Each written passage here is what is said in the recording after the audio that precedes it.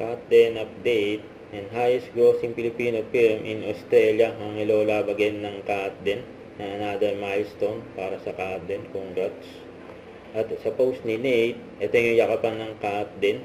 Just sa Skydive Dubai, isa sa mga memorable moment ng Cut din. Pati si Chio, nagulat sa yakapan ng Cut din dahil mga nakapaligid sa kanila Kaso may sumabit sa bandang paa ni Catherine na tali, kaya naputol yung moment ng Cut din. Ayan po.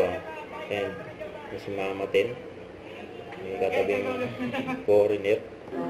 And dumaan sila Catherine, Chi at Alden. Sumalang sila sa skydiving. Hindi si mama din Tumabi na lang sa foreigner. Ito naman yan, during last taping ng Pulang Araw.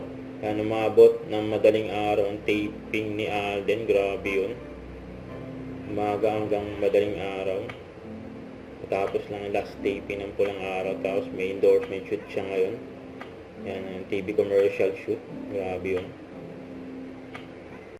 Don't forget to subscribe, click the notification bell for more update. This is Richard, your Antrum Vlog. Stay tuned for more update.